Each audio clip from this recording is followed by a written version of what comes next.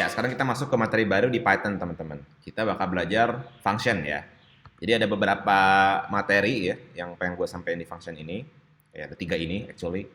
Yang pertama ada function, ya seperti biasa kita mulai dari definisi ya. Apa itu function, terus apa itu parameter, apa itu dynamic parameter. Jadi Python itu ada dua ya, ada arg sama keyword args ya. Yang berikutnya ya adalah return di function. Apa itu return? Oke, nanti kita pelajari ya. Lalu yang kedua ada high order function, teman-teman. Jadi gue pengen sharing tentang first class citizen function gitu ya. Jadi function ini di Python ini cukup spesial ya. Jadi dia bisa dipassing sebagai variabel, dia bisa di-execute sebagai function itu sendiri gitu ya. Even bisa jadi parameter di functionnya gitu ya. Nah, biar teman-teman nggak bingung, makanya gue pisah materinya nih. Jadi materi sendiri, high order function. Nah, di high order functions nanti kita bisa punya satu fitur baru nih di Python, namanya dekorator. Nanti kita pelajari ya. Yang ketiga, yang terakhir adalah gue mau coba demoin masalah rekursif ya. Nanti detailnya di bagian rekursif itu sendiri. Oke, sekarang kita masuk ke materi pertama. Apa itu function, teman-teman? Nah, jadi ada tiga keyword yang gue coba ambil ya. Jadi a function is a block of code which only runs when it is called. Jadi kalau teman-teman punya banyak sekali prosedur gitu ya dalam program teman-teman, kan nggak mungkin teman-teman bikin prosedur itu langsung di satu file gitu ya, main.py gitu, itu bakal jadi panjang banget dan maintainnya susah gitu. Ya walaupun sebenarnya aplikasinya jalan gitu ya, aplikasinya tetap jalan, tapi in terms of maintenance teman-teman bakal jadi susah nih untuk ketika teman-teman mau ngubah kodenya, mau ngubah alurnya, mengubah flow-nya gitu, itu bakal jadi sulit teman-teman. Nah, biasanya di program yang nanti teman-teman akan buat, itu kita pisah jadi chunk gitu ya, jadi pecahan-pecahan kode gitu. Nah, nanti pecahannya atau blok-blok kodenya itu kita simpan dalam sebuah function, teman-teman. Nanti pada saat kita perlu untuk mengeksekusi prosedur tersebut, di dalam aplikasi teman-teman, tinggal dipanggil aja functionnya, teman-teman. Oke, jadi function itu adalah ya basically block of code which only runs when it is called. Oke, jadi teman-teman bikin satu blok kode terpisah, nah nanti itu bisa dipanggil ketika teman-teman perlukan. Oke, itu basically ke function. Yang kedua, you can pass data known as parameters into a functions. Jadi nanti kita bisa masukin beberapa parameter ke functions, yang mana nanti function itu akan melakukan manipulasi terhadap parameternya mungkin gitu ya, atau cuma ngebaca doang dari parameter, it's okay, nggak masalah gitu. Yang jelas adalah function itu bisa nerima parameter ya teman-teman. Yang ketiga, a function can return that data as a result. Jadi function juga bisa menghasilkan sesuatu teman-teman. Tadi kan parameter itu kan kita masukin sesuatu ke function gitu ya. Nah yang ketiga ini maksudnya adalah function itu bisa menghasilkan sesuatu gitu, yang nantinya bisa either mau dimasukin ke variabel, mau dimasukin ke dalam conditional control flow yang kemarin ya, kita pelajari ya. Itu juga bisa. Jadi selain function bisa dimasukin sesuatu, function juga bisa menghasilkan sesuatu, bisa mereturn sesuatu. Ya. Nah, biar teman-teman makin paham, yuk kita mulai demonya ya. Ya, silakan dibuka VS Code-nya teman-teman. Jangan lupa masuk ke folder project Python teman-teman ya. Gue udah di dalam folder Python tutorial ya, udah di dalam folder project Python gue. Gue mau buat satu file baru namanya function.py. Kita mulai ngoding di sini ya. Oke. Nah, let's say misalkan gue pengen bikin alur prosedur buat aplikasi menyapa teman-teman misalkan ya. Print hello, terus print apa kabar teman-teman misalkan ya. Nah, misalkan gini aja ya, ini standar ya, nggak masalah. Misal gue coba eksekusi dulu gitu ya, Python 3 main.py, function.py ya. Nah lihat, nggak ada yang aneh ya, hello apa kabar teman-teman. Nah, let's say gue pengen gitu ya, eksekusi prosedur ini gitu ya, prosedur menyapa ini berulang kali teman-teman. Yang gampang ya, tinggal kita looping aja kan, for i in range 2, misalkan gue pengen nyapa teman-teman 2 kali gitu ya, enter, masukin prosedurnya. Itu udah belajar looping kan ya. Oke, kalau kita eksekusi, nah lihat, dia akan menyapa kita 2 kali ya. Hello, apa kabar teman-teman? Hello, apa kabar teman-teman? Ingat di looping ya, ini dilakukan perulangan sampai kondisi ini terpenuhi. Oke. Nah, gimana caranya gue bisa lebih menyederhanakan program ini teman-teman? Ya, salah satunya adalah dengan cara function teman-teman. Jadi, let's say gini, gue pengen bikin function dengan keyword def. Nah, depannya harus def dulu buat bikin function teman-teman. Nah di sebelah def kita kasih nama functionnya. Nama functionnya misalkan sapa teman-teman misalkan. Pakai parenthesis, oke. Titik 2, enter. Seperti biasa jangan lupa indentasi teman-teman. Ya. Nah ini gue pindahin dulu ke inside block of functions. Ingat ya, di definisi function sebelumnya di slide kita bahwa function itu sebenarnya block of the code ya kan. Oke, kita masukin ke bloknya si function ini. Oke. Nah, sekarang inside looping kita panggil functionnya teman-teman. Nah, cara manggil functionnya adalah sapa teman-teman. Nah, tapi karena ini function, manggilnya nggak cukup kayak gini doang teman-teman. Harus ditambah parenthesis. Nah, ini adalah cara kita bisa memanggil function ya. Cara kita bisa mengeksekusi function. Oke, maka kalau kita menjalankan program ini, lihat sama teman-teman. Hello, apa kabar teman-teman? Hello, apa kabar teman-teman? Artinya apa? Artinya dalam looping ini kita mengeksekusi function ini teman-teman. Nah, function ini tuh eksekusinya kayak gimana sih prosedurnya? Si Python akan ngebaca blok dari function sapa teman-teman. Ya, kebayang ya. Jadi gunanya si Python ini adalah, gunanya si function ini adalah untuk nge-wrap, maksudnya untuk ngumpulin ya si prosedur-prosedur tadi jadi sebuah blok gitu ya, jadi sebuah prosedur sendiri yang teman-teman bisa panggil berulang kali. Gitu. Oke, jadi kalau teman-teman mau panggil lagi sapa teman-teman, terus sapa teman-teman gitu ya, ini 2 kali juga hasilnya akan sama teman-teman. Nah sekarang masuk ke bagian parameter function nih teman-teman. Jadi parameter itu ditujukan supaya function teman-teman ini bisa lebih dynamic teman-teman. Nah biar nggak bingung ya, gue coba kasih contoh. Misal di function sapa teman-teman ini, gue pengen masukin parameter nama, misalnya. Nah, nama ini pengen gue print juga nih, hello, nama. Jadi nanti hello, terus nama yang dimasukin ke dalam parameter tersebut akan di print juga. Kebayang ya? Jadi ketika teman-teman pengen eksekusi function sapa teman-teman seperti di bawah ini gitu ya, teman-teman perlu passing nama di sini. Jadi contoh, misalkan hello orang misalkan namanya ya.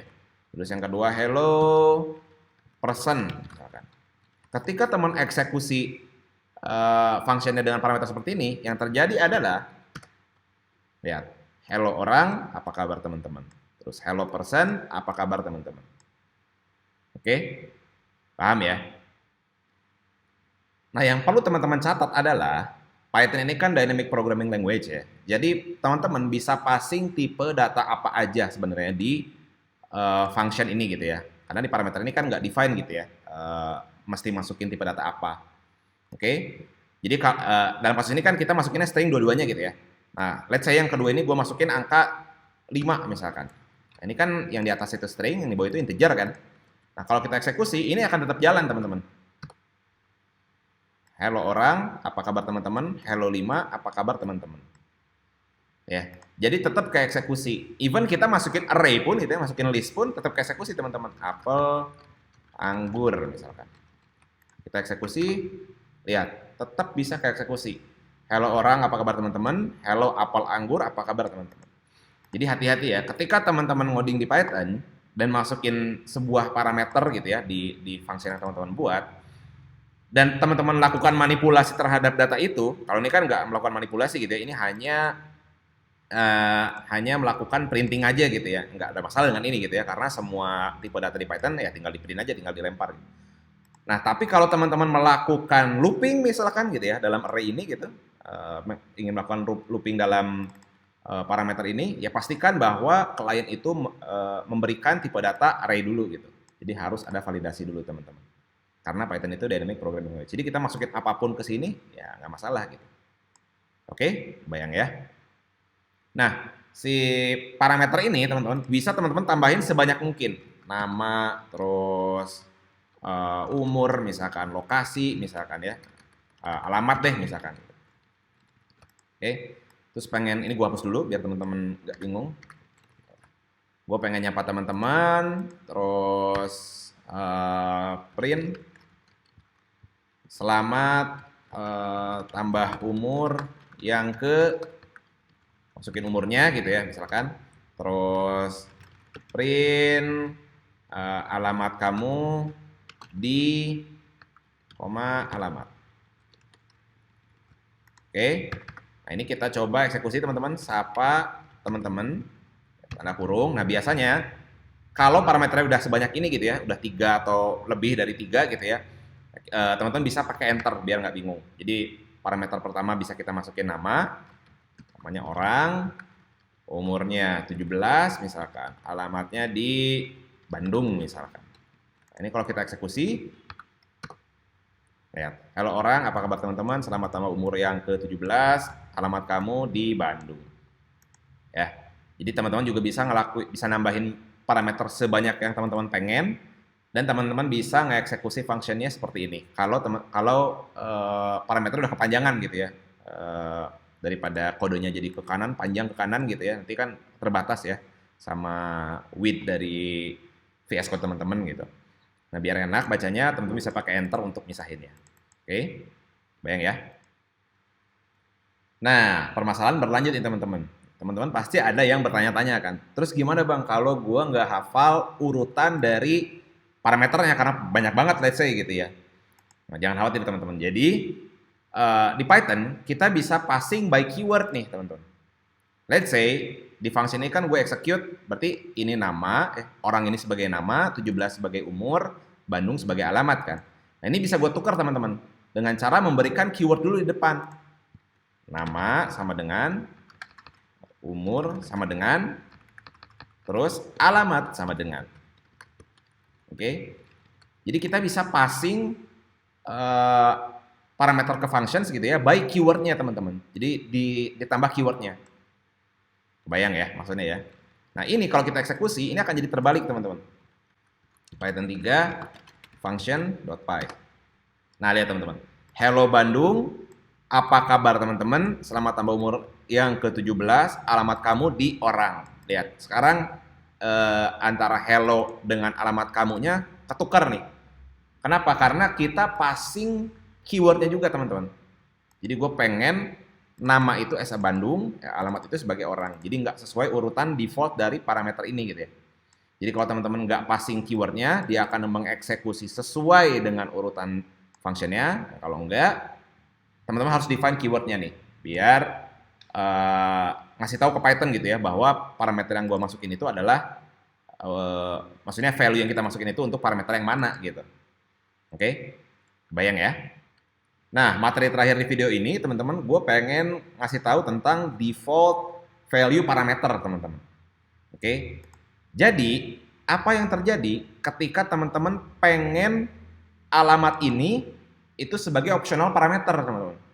Maksudnya adalah ketika teman-teman nggak masukin value alamat gitu ya, ini kita hapus. Apa yang terjadi, teman-teman?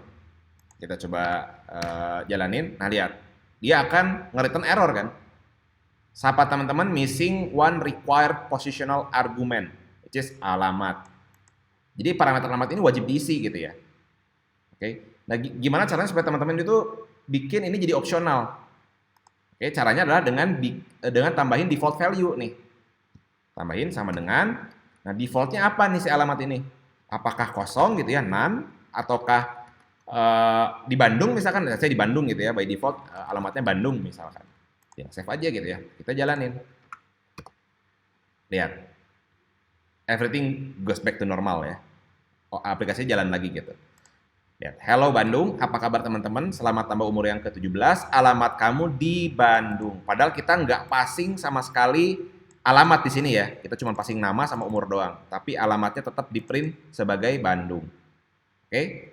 Let's say ini dijadikan sebagai none gitu ya. Nggak ada alamatnya, let's say gitu. Kita save. Terus kita eksekusi, lihat. Hello Bandung, apa kabar teman-teman? Selamat tambah umur yang ke-17, alamat kamu di none, nggak ada alamatnya. Oke. Nah, tapi kalau kita override, kita passing juga alamatnya gitu ya. Alamatnya Jakarta misalkan. Kalau kita eksekusi, lihat. Hello Bandung, apa kabar teman-teman? Selamat tambah umur yang ke-17, alamat kamu di Jakarta. Jadi si default value-nya akan ke override. Oke, jadi teman-teman bisa bikin optional parameter gitu ya, dengan cara nambahin default value-nya di function parameternya itu sendiri. Oke. Nah, yang perlu teman-teman catat adalah function parameter dengan default value ini harus ditaruh di paling akhir-akhir. Ya, jadi kalau ini kita taruh tengah-tengah, kita taruh tengah-tengah, let's say gitu ya, alamat sama dengan none. Gitu ya. Jadi required gitu ya, wajib gitu ya, parameter opsional, parameter wajib lagi gitu ya. Jadi parameter opsional ditaruh di tengah yang wajib gitu, dia nggak akan bisa jalan teman-teman. Tuh, non default argument follows default argument. Jadi ini si umur ini adalah non default kan, dia nggak punya default value gitu, makanya harus ditaruh di awal dulu nih. Oke, kebayang ya. Nah, berikutnya bisa ditambahin argumen-argumen atau parameter-parameter yang punya nilai default. Oke, kebayang ya. Misalkan nama, umur, alamat, hobi misalkan. Hobi itu list misalkan. Nah, defaultnya list kosong misalkan. Itu nggak masalah. Jadi, teman-teman harus ngumpulin, mengelompokkan gitu ya, antara yang non-default sama yang default parameter. Sebagai satu kesatuan gitu ya. Yang non-default dulu, setelah itu yang non-default. Oke, kita lanjut di video berikutnya teman-teman.